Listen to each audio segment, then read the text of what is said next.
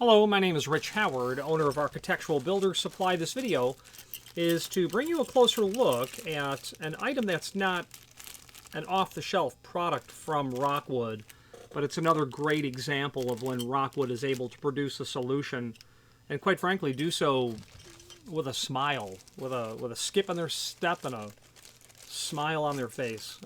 Couple of components here. First of all, we have an RM751. And a client has a quite custom requirement in the height of 4 1/4 inch. A specific requirement when it comes to the width of the unit to accommodate the door thickness. Okay, and then we've got this funny block that's here. Let's take a look at the items outside of the packaging. We'll take some. Let's start over. Let's take some basic dimensional properties. So 4 1/4 tall is what the client was looking for. Okay, a particular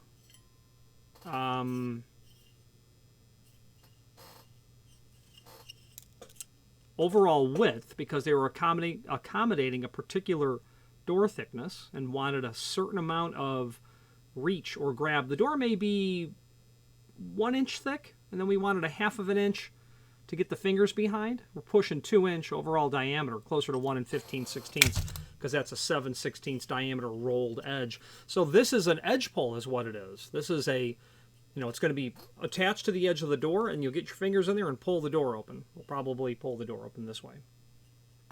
This is a block of stainless steel. Now, what in the world would the client need this for? Well, again, this is where Rockwood really shines.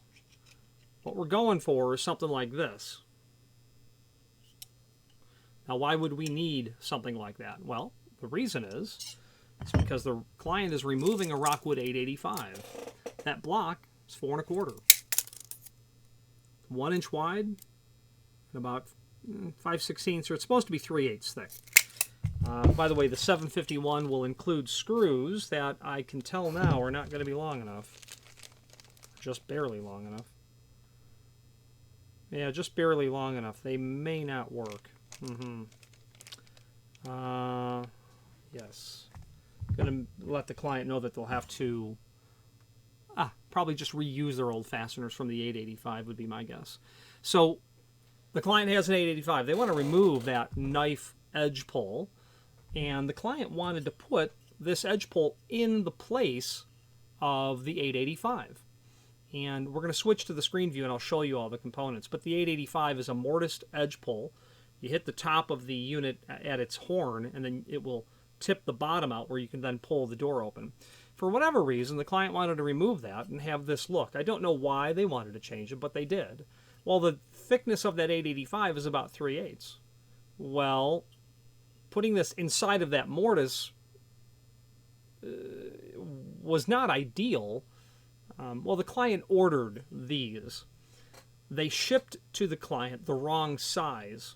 A very rare occurrence for Rockwood to ship something incorrectly, and it was only about 3/16 too long. Okay, and if you're doing a new installation, that's not going to matter. What Rockwood didn't know is, well, this isn't a new installation, and they had to go in exactly in the same place as something else. That's why 4 1/4 to the client was important. Well, Rockwood shipped it. They were a little bit long. The client wouldn't make any modifications to the door, and went back to Rockwood and said, yeah, these are the wrong size. We're going to need them remanufactured. And the client said, it seems like you understand what I'm working with. May I send you some pictures? Well, then the client then clued me in as to the fact that they were removing an 885, and it would be really ideal if this edge pull was flush with the edge of the door.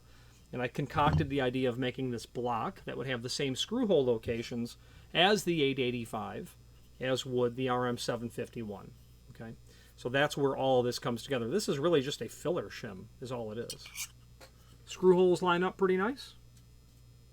Now, let's switch to the screen view and let's take a closer look as to how we got to all of this. If you are enjoying this video, please click thumbs up or like, and also please consider subscribing to our channel. Let's move on to the rest of the video. Okay, here's the item that we are looking at. Let's take a look at some photographs that we have linked to here down below. The two items in their packaging removed. The RM751, like a cross-section view. That block, shown a couple of different ways. It's all stainless steel, with the block installed behind it, held up to it, and then your fasteners.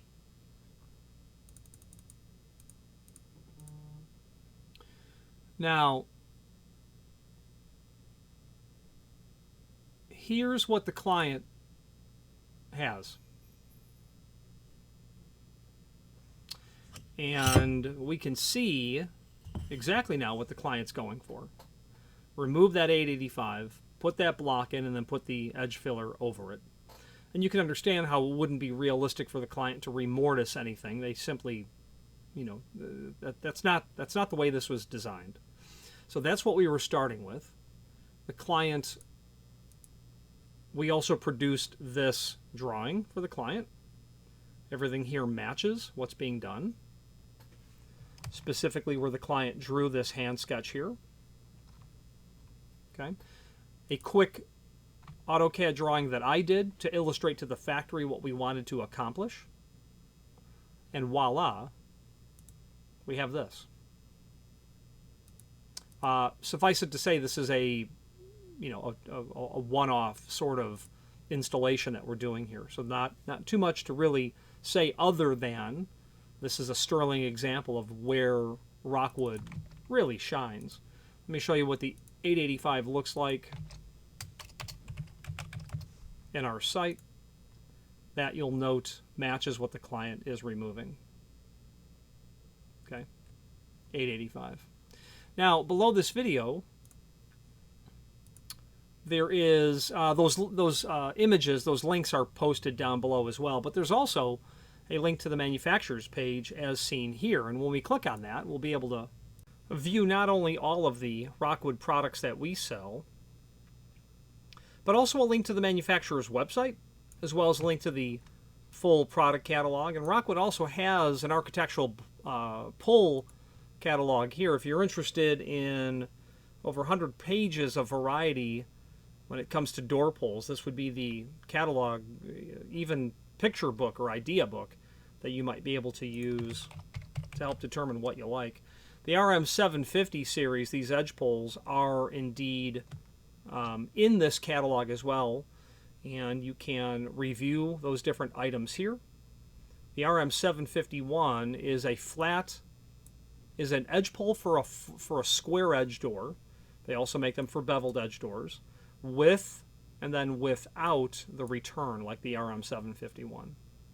Okay, that's a pull for a double acting door. The RM760 is basically identical to the 885. It certainly is in function, that's to be sure.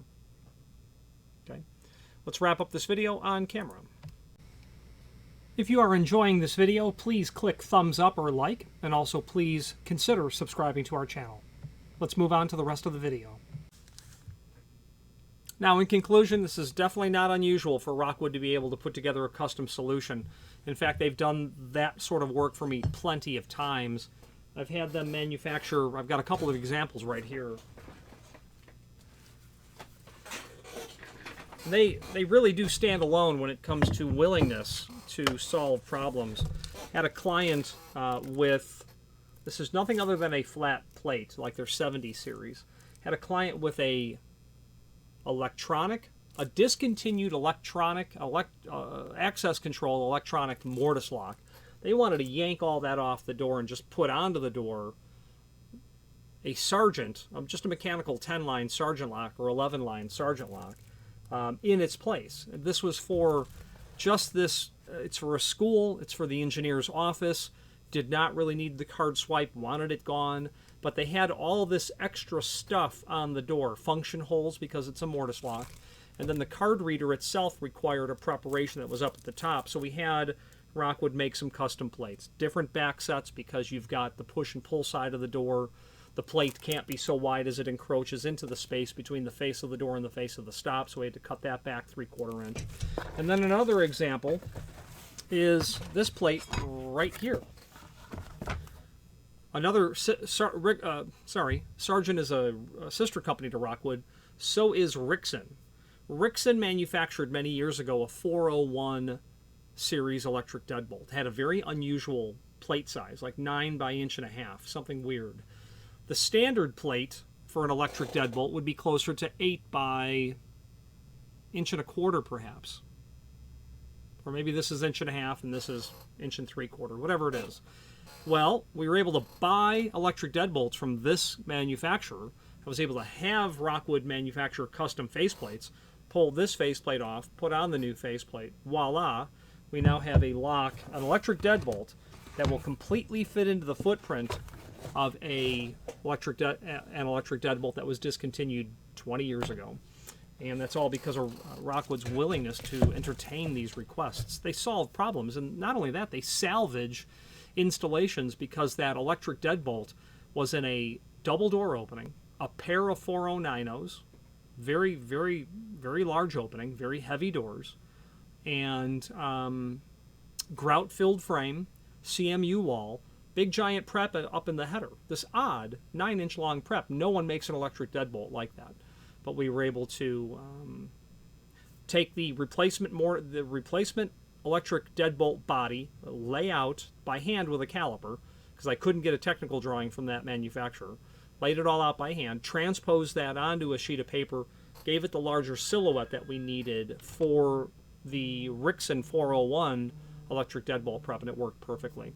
So thank you to Rockwood for helping us solve some of these problems. Now, the two...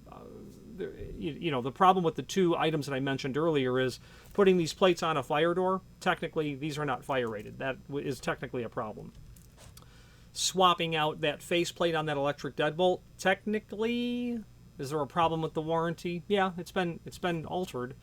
Is it still UL listed? Technically, it's not the way it was tested. So, there are technical problems with some of that stuff to be aware of. But nonetheless, there are times when getting the client as far as we can is exactly what they needed.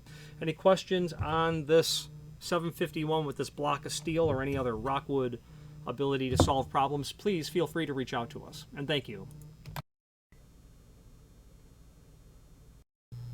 Again, thank you for watching, and if you've enjoyed this video, please click thumbs up, please subscribe, and maybe even send the video to someone that you know. Thank you.